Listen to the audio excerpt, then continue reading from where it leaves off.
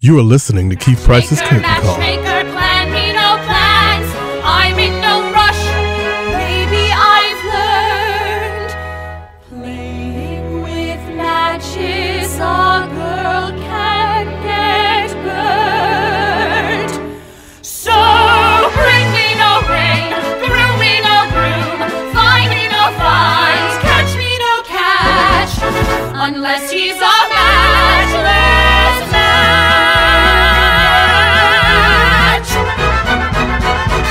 Oh, God, I can never, ever get enough of Matchmaker.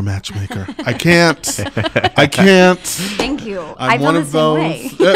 I'm one of those lovely show queens that does not get mad at a good number. I'm just saying. This is Keith Price, and welcome to Keith Price's Curtain Call. And we are having so much fun. We are actually in Sardi's, in between shows, and I managed to wrangle some interview time with the couples from Fiddler on the Roof. The 2016 new Broadway cast recording is just out as of now by the time you're hearing this, and it is a delight to the ears. And right now, I'm now sitting with, I like to call them the grenade couple of Fiddler on the Roof, because literally their coupling, I think, explodes ultimately. The other two before you, they were all right. I mean, you know, they were workable, but you two, Unfortunately. Yeah. for Chava and Fiedka, it is not a good plan right now.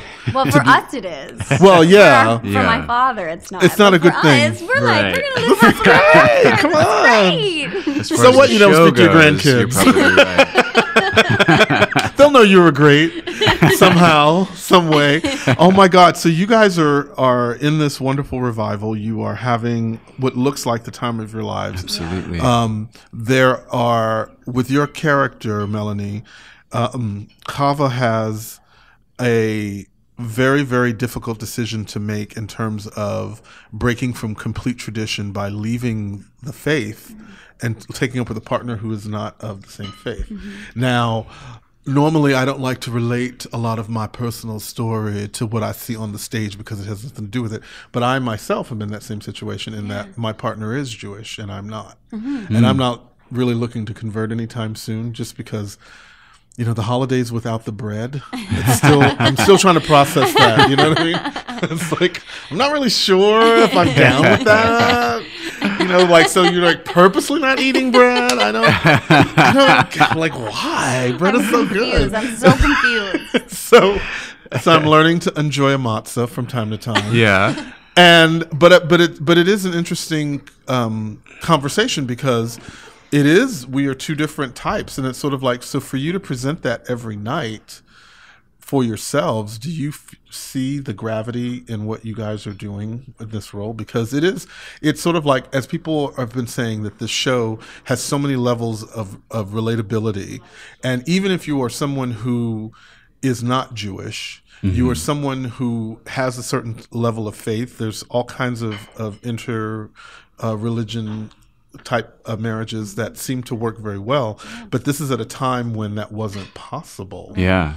And it's sort of like, you guys are really owning all of that energy and emotion. Like, I've seen the show twice, and both times, that moment when your character Melanie moves the curtain, shut the front door. It's like, why am I crying? What? I don't have children. Why?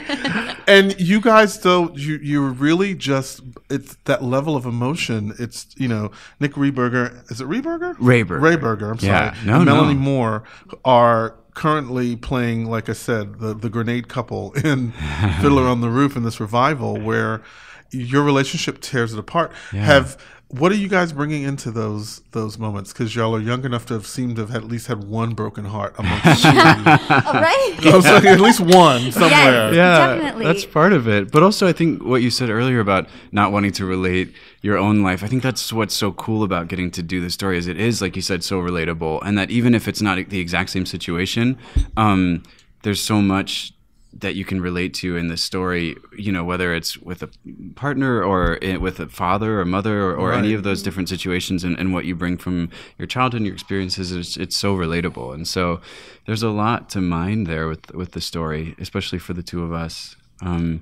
So it's really fun to explore that. And I've found that it's extremely relatable. I've had several friends who have experienced like the coming out process of being gay and different things like that, and having to tell their family and picking like ultimately like choosing somebody that they love over something that their parents accept, which I didn't really realize it until we were kind of like, there were audiences there and people were saying like how relatable it was to them. You know, it's like the love wins couple. Like it's like well, we pick love over anything else. Pick love over anything else. Well, you know, your sister got stuck in Siberia, so like I know. For love. It's for love. Like y'all make love a hard sell for an old bitch like me. I'm just saying.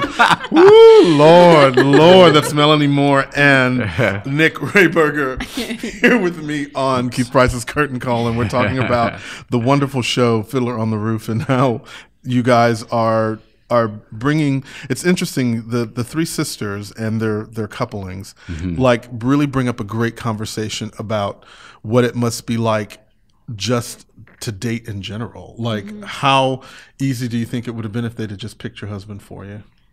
Like, or your wife? Like, would anybody want that? No, I don't know. I mean, well, it's still happening today in some cultures. But, you know, I think it's so interesting. The stakes were extremely high for these women because you, especially in mine and Nick's instance, we couldn't really see each other. We weren't allowed to like be around each other.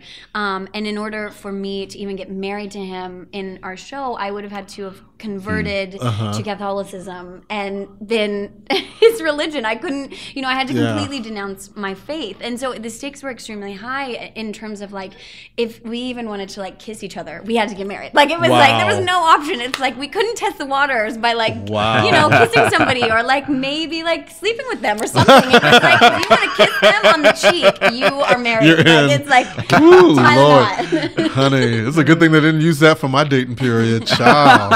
I'd have been like Elizabeth Taylor, honey. That is another one of the fun things to play every night, is like that kind of forbidden aspect of it, and how we have this really fun scene where they don't touch, you know, they don't interact in any sort of like romantic way so much, but it's all kind of subtextual in this like beautifully written short scene. So that's kind of always fun. So for you guys, when you're doing this scene, talking to Nick Rehberger and Melanie Moore from the wonderful cast of Fiddler on the Roof, the revival that's happening at the Broadway Theater here in New York, 8 shows a week, headlined by the big Danny Burstein, Mama Jessica Heck, Dienta Alex Corey. Yes. You guys are in this mix, and so I'm trying to think of the question that I had in my head. It was so brilliant when I was thinking about it. About the fact that you guys represent, at your age peaks right now, that you all are representing a really interesting cross-section of the culture that's coming to the theater now. And so do you feel like with this particular role especially that you're representing something bigger than yourselves? Because it is, to me, like one of the linchpin couples in terms of opening discussion after the show. Yeah. You know? Yeah. So, like, do you feel the gravitas of that? I do. You know, it was so interesting. I had a very close friend in high school. We're still good friends now. She was dating. She is Jewish. She was dating boy for, because you're so young when you're in like high school, college boy. But he was my everything. He was everything for to me. about 4 years, I guess they were dating, and for the whole time of their relationship, her father never wanted to meet her boyfriend, who she was dating for 4 years, and that took a massive toll on this relationship. Because my lovely friend is like, this is my family, but I think I really love this guy, and you know, it's so interesting that it really is still happening today, and that it does raise tons of questions, as in terms of like, do I do this just because this is what I was raised as? Like, these are the people that like I grew up with, and this is the faith that I grew up in, or is it important for me to keep my faith and to not be as important, like you were saying, as like your husband having the same faith as you, as long as you believe in one God, or you know, if he believes in multiple gods, you know, where well, you can believe in multiple gods, but you need to be loving me. That's, right? You know what I mean? Like, but it raises that you question. can believe what you want. Exactly. You can believe what you want, but if we're gonna be tying a knot of being together, you shouldn't be talking to other people on my birthday. I'm just saying. Exactly. You know, I'm just, you know, it's getting too real in here. Well, that's the other thing. It's never too real. Too about it is it does feel like there's a lot of, you know, gravity behind it, because not only in our own personal story, but just the show in general, and not to get like super political or anything, but there's, you know, these incredible parallels to what's going on in the world with, you know, the way that we look at religion, which with happening with the refugee crisis, that, you know, when we were opening the show, that was really, we were in the throes of that. One of the big things, yeah. And, you know, you see these people being displaced and having to leave their homes, and it's like incredibly real right now. And if it can open up a conversation for someone seeing it, to go, oh, I don't understand that person, I don't know that person, but maybe after seeing this show, they might think a little bit differently or be willing to open up a little bit more. For me, I think, and that was Nick Rehberger and Melanie Moore with me here on Keith Price's Curtain Call, and we're talking about this wonderful show that's touching, it's an old show that seems to be touching the same, what we look at as modern problems that are still happening. And it's, again, refreshing to see art getting that opportunity to imitate life and vice versa. And it gives people the context at least to be able to look at it and have a discussion. Because I think when you talk about how, for me, the thing that I walk away with is that I'm always just confounded by the level of inhumanity that we have with each other on this planet. It's like with your show, I see that. We're talking about another show that I saw, Eclipsed, where I've heard such wonderful things. Where you're sitting here and you're watching the story and you're thinking, oh my God, this is really terrible. This is an awful thing to have happened. And then you realize that this is just 10 years ago. And you're like, excuse me? Like, you know, and to see that the conversations are now starting to happen because of things like Fiddler on the Roof must be really, I mean, that must make you feel good to know that you're bringing something forth that's a part of the conversation. Absolutely. It's a really good time for theater, too. I mean, there's so many shows that are doing that. Yeah, I just saw Familiar at Playwrights Horizons, and by the same author who wrote Eclipsed, and it's just incredible. Zanai Guerrera. Yeah. And she's on Walking Dead though. Exactly. With the she's an incredible playwright, but like really, really willing to open up those conversations and break those barriers. And you know what? This was written 50 years ago. Now this is like the 50th anniversary show, which is kind of cool. But what it did for like the Jewish community at the time, like Jewish people weren't represented on the stage at all. So to have an entire huge cast of Jewish people celebrating their culture was a really special thing. And I was going to say, I think that that's something that Bart Scher, our wonderful director, did such a great job of. Is, you know, he wanted to raise conversation. I had heard him say multiple times in our rehearsal process. He said, like, my favorite thing about theater is when I go with my family, and he has 2 young daughters, and when they come home and his 2 daughters are asking questions about like what happened and what did this mean or what did that mean or what, and you know, and he's able to say, well, what did it mean to you? And like, for example, in our show, like, you know, when people ask questions like, well, what did the red parka mean to you? Like, what do you think it meant? And just, you know, our framing device, which has been very controversial, and we all are totally on board with. I mean, we love it. I mean, the vast majority of us, and it's just such an interesting, like, it's such a fun thing that's what Bart really was hoping to accomplish. He wanted to show the parallels to what's happening in the Syrian refugee crisis, show that it's completely relevant today, and make people want to ask questions and start the conversation,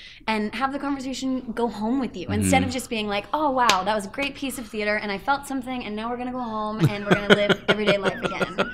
You know, I think that's what's cool about theater, is that it raises questions and it stays with you in a way that's like, you know, I said to people that getting this cast recording is going to be a real treat if you didn't get a chance to see the show, because I think that it's a beautiful walk through that story. It's and you can get a good feel of it.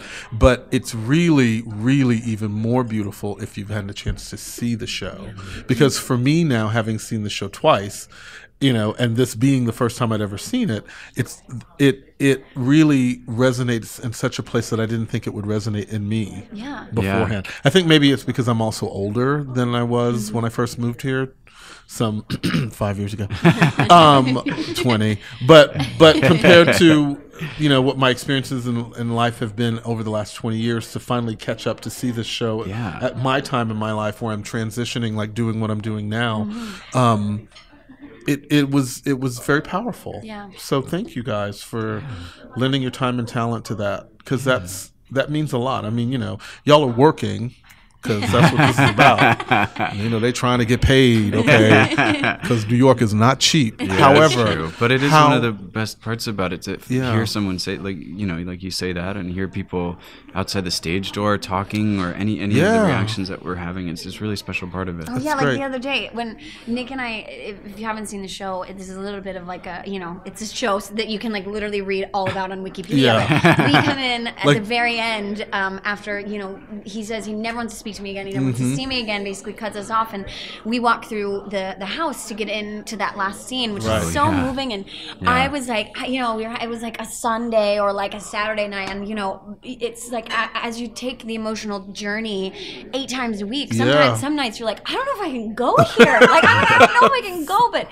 we're walking in, and Nick and I have a moment, and then I walk up the stairs to see Seidel and Tevye. And there was a woman who was sitting on the aisle where we were walking by, and she literally, like, as we're walking by, she said, oh, they came back, and started sobbing, and I started crying, and then just went into the whole scene, and Al's right in front of me, who plays Seidel, and I started sobbing in the scene, and it puts you right in it, and then Al was affected because of that, because of this woman, and then all 5 of us who were on stage literally just couldn't hold back tears, because when one of you is so moved, and especially that, like, that's what it is, like, you're so invested in these people, and you want, like, you want so badly for them to just say goodbye, say goodbye, it's just like, say something. They just wanted to say goodbye. But that's like the most exciting thing. It's when you feel like you moved somebody, and that's what art's about. It's about like starting a conversation or moving somebody, or like that's what we feel. It's great, and you guys do it very, very well. Thank you.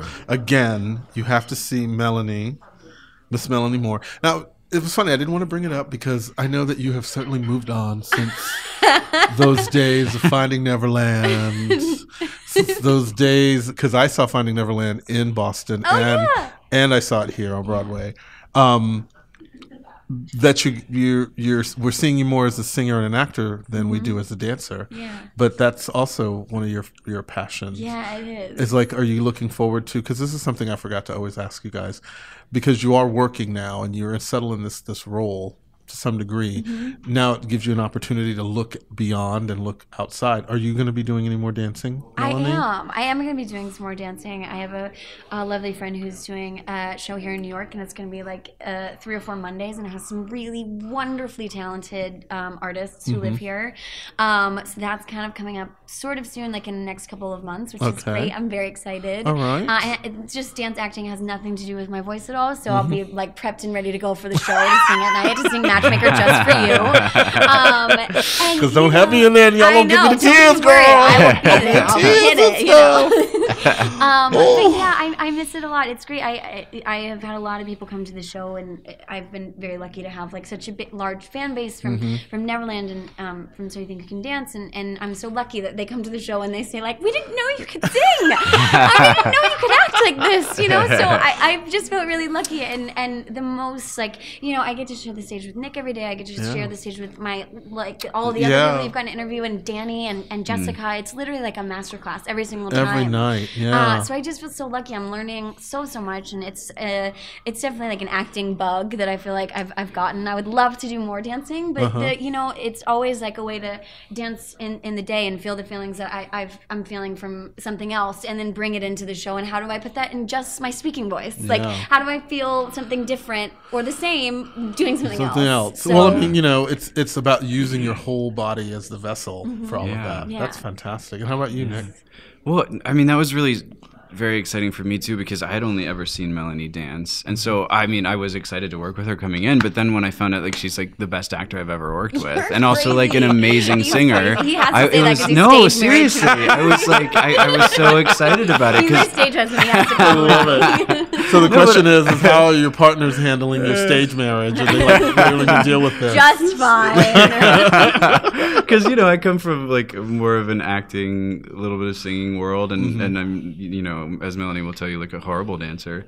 So He's like, not a horrible dancer. He always says that he's not a horrible dancer. so, but we really like. I just like. Well, the good thing though, the moves for this show are very like simple. I do a couple of step claps, you know, with a lot of strength, step and clap. it works out for me. Exactly. Yeah. You have to mean it. You got to Yeah. mean You it. gotta when you mean clap it, that thing. right? Yeah, I exactly. get like Shake, one. when you give me a little shimmy, you got to own it. Exactly. Shake what Mama gave you. And everybody is. I mean, it's pretty It's cool. We wonderful. got people from all different worlds in the show. You know, people who have mostly dance backgrounds, people who have mostly acting backgrounds, some people who have mostly singing backgrounds, and everybody's doing everything, and it works really well. It's just, I mean, it's a testament to what a great piece of work that show is in general, and how it's proven that it can stand the test of time and still be relevant 50 years later. Yeah. Well, we had a moment, I remember, like one of our last rehearsals before we came into the theater, into tech, and a bunch of us looked at each other and we were like, no matter what we're doing, like our work aside, this is a really good show. Like the script and the music and the way that it's written is just beautiful. It's a perfect musical. Yeah. So like to get to do that and recognize that we're working on something that's so special, it's very cool. That's great. Well, Nick Rehberger and Miss Melanie Moore, thank you guys so much for spending time with me here on the Curtain Thank you for Call. having us. It's great talking And to you. shout out to Sardi's. Yeah. They're making me feel very theatrically fabulous I right know, now. that's what We got were the saying whole floor to beforehand. ourselves. I'm It's like, Yeah. well, look at this. We're recording upstairs at Sardi's because that's how they do us. It's a private entrance. Exactly. You know. Don't try to do it on the Darling. street. You have to be special. But we love that. And again, if you have not gotten your copy of the Fiddler on the Roof cast recording for 2016, you are missing out on something really delicious. And so, again, Melanie Moore, Nick Rehberger, thank you so much for spending time with me. And we are going to be back, and hopefully we'll have some more fabulous theatrically inclined people for this wonderful podcast that we're launching. This is great. First remote. Boom. How you doing? All right. And we're out.